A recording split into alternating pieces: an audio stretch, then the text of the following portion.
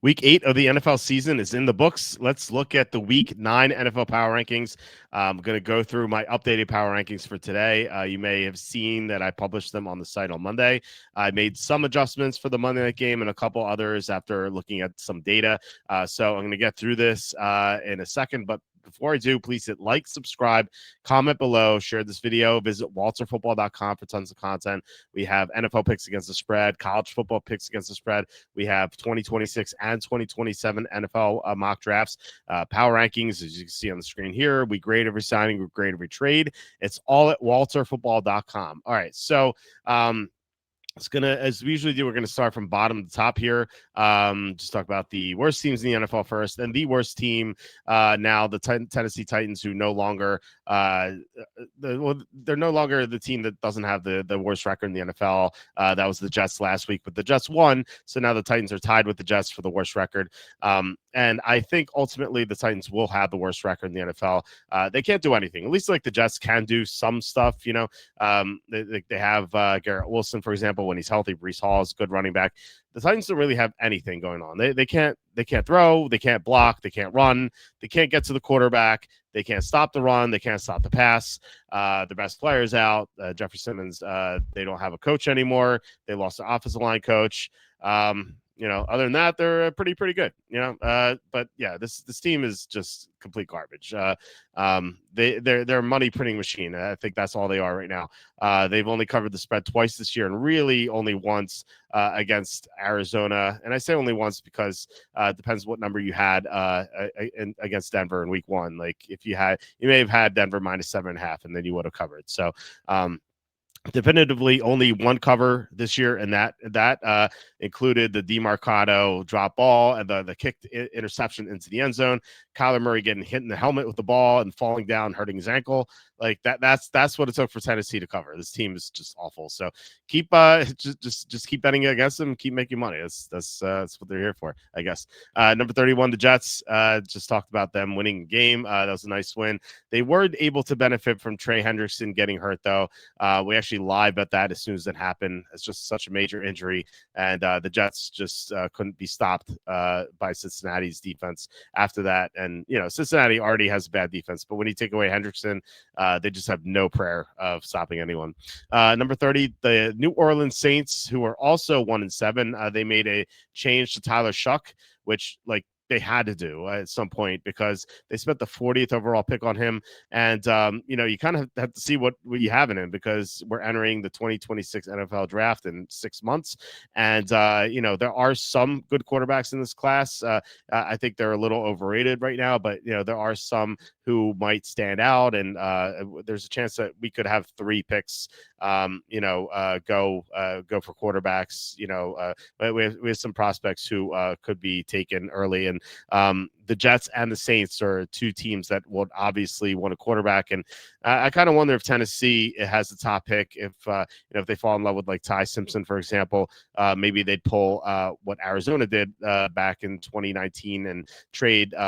Arizona trade Josh Rosen and took Kyler Murray. Maybe maybe the Titans will trade Cam Ward and take Simpson, but that would involve them liking that quarterback a lot. And there's no like blue chip quarterback in this class, but there are a couple of decent ones. So as Emmett once said, beauty is in the eye of the holder. We'll see if these teams like these quarterbacks. Number 29, the Miami Dolphins clear out Group F. Group F, by the way, the worst of the worst teams in the NFL. Now, Miami won a game, but let's not forget that they were blown out at Cleveland, 31-6. Atlanta was just a no-show. We'll get to them in a second. So we go to Group D now, which is the bad teams. We have the Raiders, who could be in Group F if Colt Miller's still gonna be out, if Max Crosby is still out after the bye, and if Jacoby Myers is traded or is still out. That team that we saw before the bye that lost 31-0 to the Chiefs, that was a Group F team, but with Crosby potentially coming back, Myers, if he's not traded, he'll come back. And like I said, Miller, we'll have to wait a few more weeks for him. But the Raiders will have at least some receiving talent. And of course, Max Crosby has played too. He got hurt in week 7. Now, I think the thing to note here is that the Raiders just block so poorly. We have Andy Isco come on the show every Wednesday. He's been handicapping the NFL since 1990.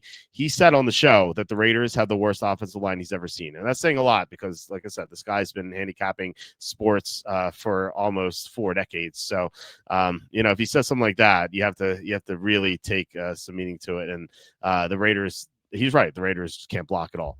Number 27, the Panthers. They moved down for 26 after they lost to the Bills. So not really penalized for that. Andy Dalton was just beyond abysmal. May have been the worst quarterbacking we've seen this year. Andy Dalton was just so bad. And Carolina's defense got shredded. They were ranked number 1 against the run entering week 8. And James Cook made that look a little silly. So let's not forget how bad the Panthers have been at times. Number 26, the Bengals, who kind of flip-flopped here with the Panthers. So it's funny that they move up even though they lost, but it was really just Carolina moving down. The Bengals, they were up by double digits in the game. And, like I said, Trey Henderson got hurt, and that's why they lost. So if Henderson could come back, then I like the chances against the Bears. Number 25, the Browns. Myles Garrett was a monster against the Patriots. He had 5 sacks, but all for naught. The Browns still got blown out. And as this performance is happening, I had to just think back to what Myles Garrett was saying in the offseason, where he was like, I want to sign with a winner. And then he just takes the money and signs with the Browns, which, it's his choice. He could do whatever he wants. He's a grown man. It's his career. You have to respect the decision. However, it's still a shame that you're going to see this great player, this generational talent, just waste his career in Cleveland. Reminds me of Joe Thomas, same thing. He wasted his career in Cleveland, and now we have Garrett doing the same thing. It's it's a shame that the Browns just can't have a functional team around these Hall of Famers. Number 24, the Giants to clear out Group D. The Giants were in Group C before this week, but now they lost Cam Scatterbo to a season-ending injury. I had to move him down to Group D, and running back is such a replaceable position that I normally wouldn't do something like this. But Cam Scatterbo is such a valuable weapon for Jackson Dart, given that Malik Neighbors is out. So with Neighbors out, they had no downfield threats at all. But at least Scatterbo was such a good weapon out of the backfield. Now that he's gone, that's a big difference. So as soon as he got hurt, we bet the Eagles minus 14.5 on the live line. Even though we had the Giants for 3 units before the game, Scatterbo just getting hurt just completely changed everything. Go to Group C. And we start with the Vikings at number 23. And truthfully, the Vikings could be in Group D depending on their injuries. So we're waiting on Christian Darrisaw, Ryan O'Neal, Ryan Kelly. They were down 3 offensive linemen on Thursday night against the Chargers. I think O'Neal played, but I'm pretty sure he left with an injury. I have to check that. But Minnesota can't block at all. We just saw Carson Wentz take such a beating. He just had no chance against the Charger defense that had struggled. Now the Chargers did make some upgrades. We'll get to that in a second. Brian O'Neal, by the way, did not play. Just checked, by the way. So they're missing 3 offensive linemen. If they're missing 3 linemen again, they're not going to have a chance at all against Detroit. And even if they get one of those guys back, they could get blown out at Detroit anyway. So you'll be able to read why. I think that on my picks page, but the Vikings are definitely trending downward, and JJ McCarthy's coming back. And McCarthy played 1 good quarter out of 5 or 6 that he's played so far. We'll see. Maybe he turns it around. Maybe sitting or standing on the sidelines gave him a different perspective, even though he did that last year. We'll see. He was the 10th overall pick for a reason. And Kevin O'Connell likes him. So I don't think he's a lost cause, but we haven't seen anything for him to be optimistic either. So number 22, the Redskins, who they move up in 23 after a loss. Kind of silly sometimes. I have people yell at me sometimes, like, this team lost. Why are you moving them up? Well, this is just Minnesota moving down from 16 to 23 because of those injuries. And look, Washington played well on Monday night for a half, 7-7 at halftime against the Chiefs, and looked like they'd have a chance to pull the upset. But ultimately, the Chiefs got their act together, and they wanted a blowout. But the good news is Jane Daniels is coming back. And he'll also have Debo and Terry McLaurin together healthy for the first time. I think they played earlier together all year, but in the beginning of the year, but it was kind of clear that McLaurin was not healthy. So it looks like they're all 3 of those guys are going to finally be healthy week 9, assuming that Jane Daniels comes back. The problem is, Laramie Tunsil went down Monday night. Dorrance Armstrong, their top edge rusher, he's out. He's out on IR. So Washington's in shambles. So that's why they're at the bottom of Group C. But they're going to be more competitive with Daniels. Number 21, Atlanta, complete no-show. They dropped from 12 to 21. I'm sick of Raheem Morris. I'm sick of betting on him. This guy's a complete joke. He coached the Buccaneers about 13 years ago. That team quit on him. And I couldn't believe when he was hired. People were optimistic about it. He did a good job as defense coordinator, but there have been many examples of coaches who are great coordinators, but just didn't cut it as head coaches. And like through 8 weeks, we've seen the Falcons have a complete no-show twice. They won against the Vikings on Sunday night, week 2, and then they went to Carolina, just put forth no effort. They lost 30-0. Last week, I thought they'd put effort into the game because they were coming off a loss to San Francisco, but they were a complete no-show at home against Miami. They just did not show up. People can blame Kirk Cousins all they want. Cousins had miscommunications with the receivers. That was a big problem. But the defense didn't show up either, and the defense was ranked highly, and they were facing a Miami team that scored 6 points the prior week. Granted, it was Cleveland, but still, you should be able to limit a team with a horrible offensive line and 2 missing skill players. And Atlanta could not stop Miami at all. It was such a joke. Raheem Morris, if I were the owner of the Falcons, I'd fire Raheem Morris right now. He's terrible. Number 20, the Arizona Cardinals are coming off a bye. Kyler Murray is going to start in week 9. So I guess that just means Trey McBride's he's done scoring touchdowns, unfortunately. Number 19, the Texans move up from 24. So their offensive line much better against San Francisco, which was pretty easy to predict because we had last Monday night, they went against Seattle, the number 2 pressure rate in the NFL. So given how bad their offensive line is, they couldn't block, obviously. But then they play San Francisco, which is missing all their defensive ends, couldn't get to the quarterback. And lo and behold, CJ Stroud looks like Peyton Manning,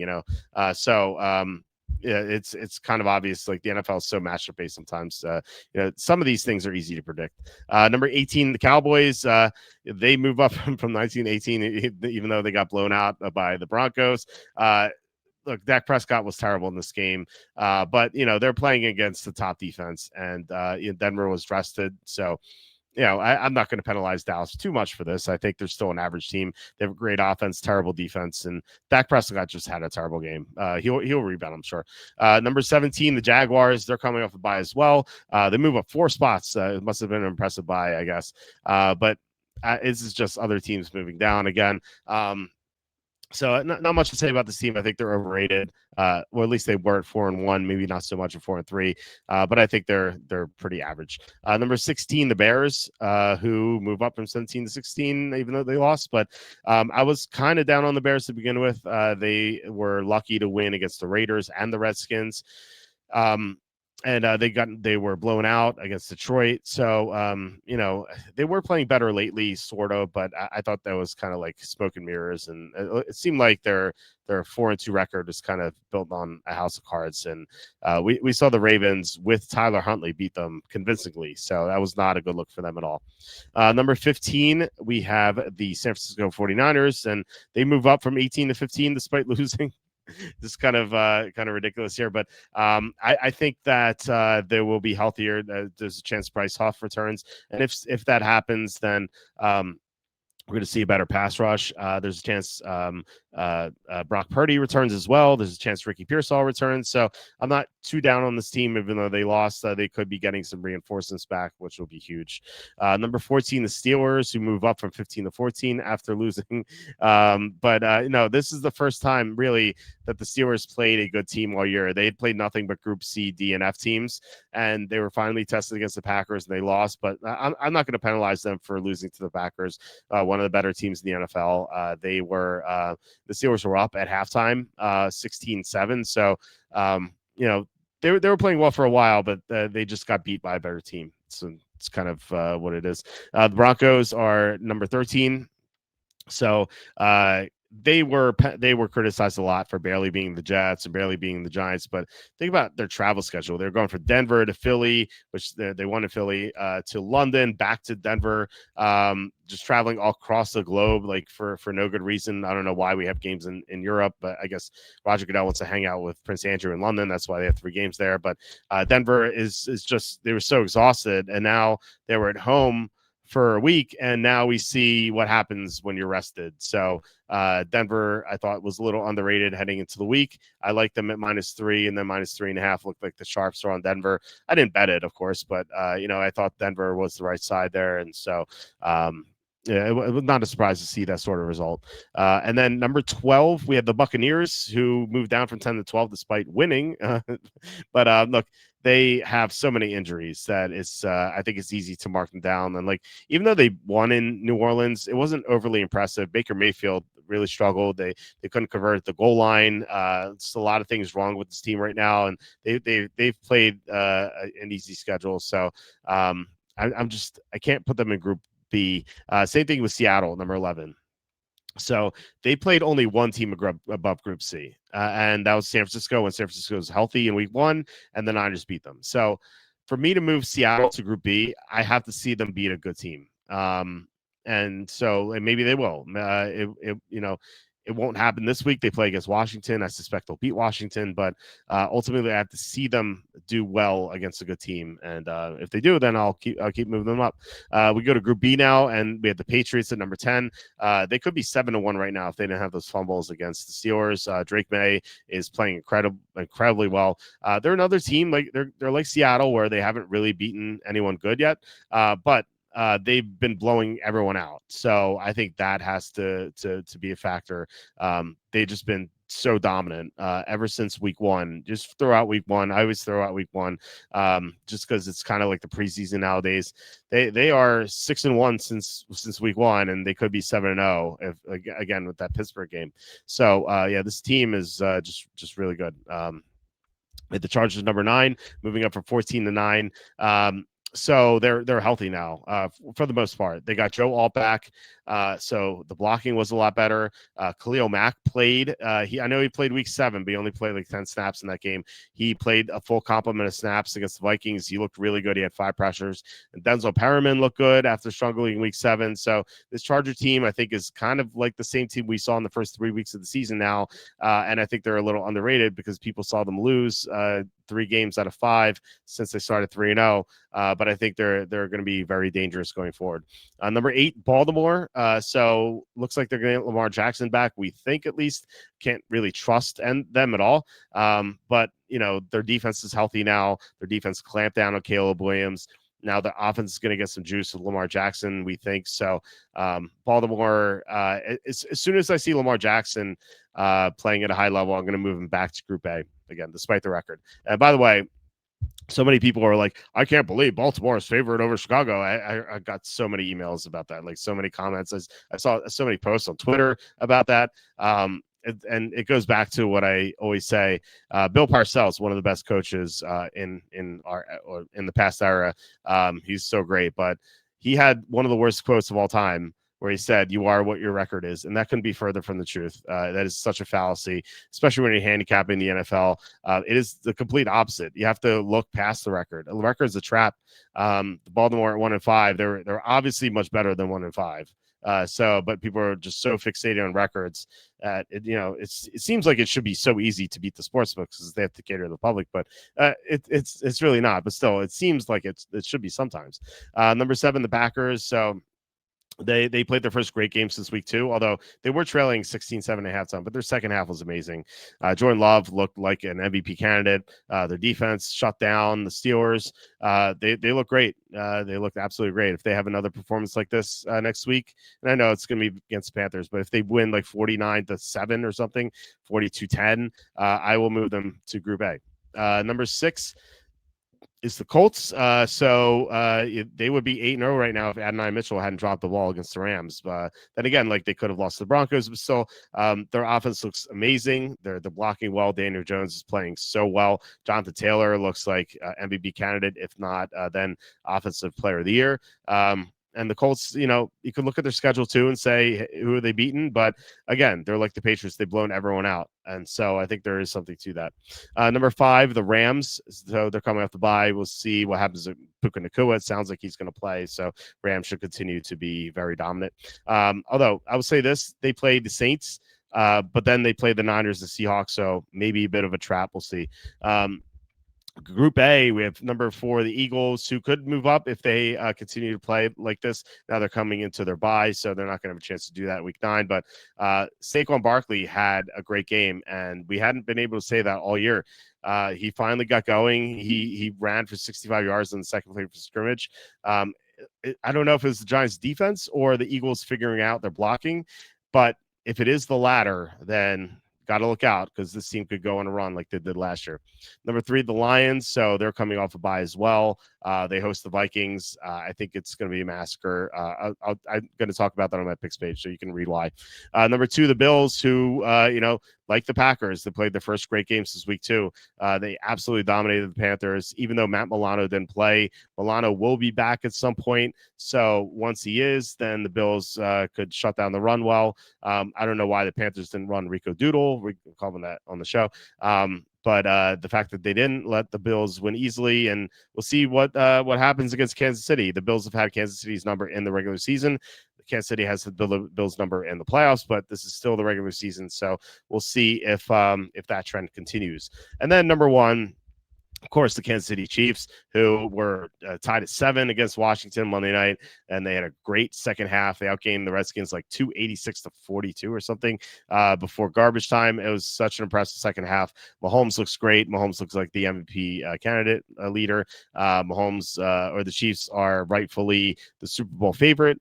I don't know if they're going to beat the Bills, but ultimately, I don't think it'll matter. Though they if gun to my head, I think they will win the Super Bowl this year. So unless there's some injuries that happen, but they look so great. They can block. They can. They have good receivers now. The defense is getting better. This is just a complete team. Plus, they have the best coach and the best quarterback in the NFL, so that doesn't hurt. So those are the Week 9 NFL Power Rankings from WalterFootball.com. Check out WalterFootball.com for tons of content every single day. And otherwise, please hit like, subscribe, comment below, share this video. Visit the link in the description for the merch store, and like I said, visit WalterFootball.com. So we'll be back tomorrow. I'll be posting my NFL picks here, or maybe something else, but maybe NFL picks. So check back then, and I will talk to you in the next video.